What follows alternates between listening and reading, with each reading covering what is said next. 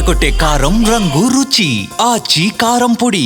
సాధారణ ఎన్నికలే కాదు, త్వరలో జరగబోయే స్థానిక సంస్థల ఎన్నికలను టీడీపీ ప్రతిష్టాత్మకంగా భావిస్తోంది. అందులో భాగంగా మంత్రులు, ఎమ్మెల్యేలపై పూర్తి స్థాయిలో నమ్మకం లేక పార్టీ అధినేత చంద్రబాబు పార్లమెంటరీ కమిటీని రంగంలోకి దించుతున్నారంటున్నారు.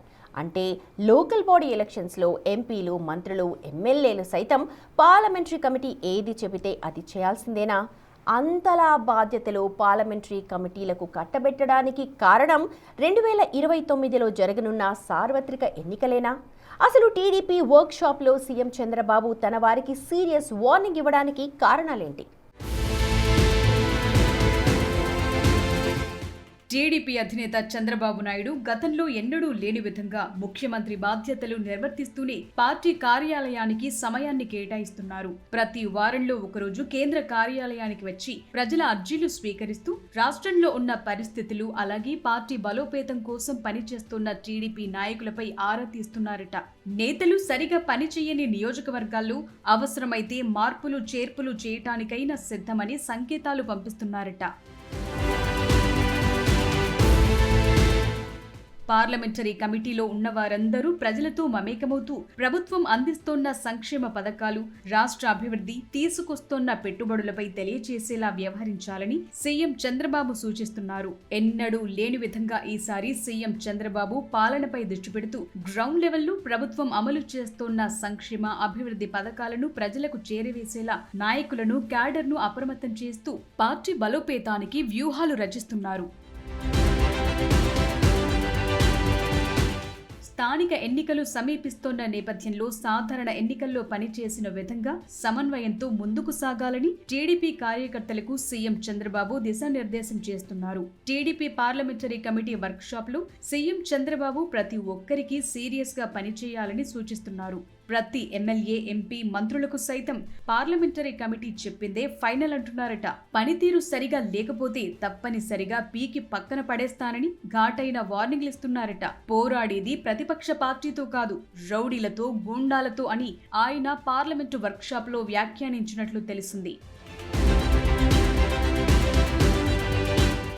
స్థానిక ఎన్నికలను సాధారణ ఎన్నికల కంటే ఎంతో ప్రతిష్టాత్మకంగా టీడీపీ భావిస్తుందట. అందుకే సాధారణ ఎన్నికల్లో ఏ విధంగా కష్టపడి పనిచేశారో అంతే రెట్టింపు ఉత్సాహంతో పనిచేయాలని సీఎం చంద్రబాబు పార్టీ క్యాడర్కి పిలుపునిస్తున్నారు. వైసీపీ నాయకులు కూటమి ప్రభుత్వంపై చేస్తోన్న విష ప్రచారాన్ని తిప్పికొడుతూ రాష్ట్ర ప్రభుత్వం అమలు చేస్తోన్న పనులు, అలాగే అభివృద్ధిని ప్రజల్లోకి తీసుకువెళ్లాలని టీడీపీ వర్క్షాప్ లో పలు సూచనలు చేశారట. అంతేకాదు మంత్రులు, ఎమ్మెల్యేలు ప్రజల్లో తిరుగుతూ ప్రభుత్వ కార్యక్రమాల్లో పాల్గొంటూ ప్రజలకు తెలియచేయాలని వర్క్షాప్ లో క్లాస్ తీసుకున్నారని సమాచారం. నేతలు ఏ స్థాయి వారైనా పనితీరు సరిగా లేకపోతే మార్పులు చేర్పులు చేయటంలో ఏమాత్రం ఆలస్యం ఉండదని స్పష్టంగా చెప్తున్నారట. ప్రతి 3 నెలలకోసారి టీడీపీ నాయకుల పనితీరుపై నివేదిక తెప్పించుకుంటారని, సరిగా పని చేయకపోతే పక్కన పడేస్తానని వర్క్షాప్ లో ఘాటైన వ్యాఖ్యలు చేశారట సీఎం. దాంతో వచ్చే ఎన్నికల్లో కూడా కూటమి విజయం సాధించాలంటే ఇప్పటి నుంచే వ్యూహాలు అమలు చేసే దిశగా సీఎం చంద్రబాబు అడుగులు వేస్తున్నారని పొలిటికల్ సర్కిల్స్ లో చర్చ జరుగుతోంది. 2029 ఎన్నికల్లో అధికారం చేజారకుండా క్షేత్రస్థాయిలో పకడ్బందీగా పనిచేయాలని తెలుగు తమ్ముళ్లకు దిశానిర్దేశం చేశారట.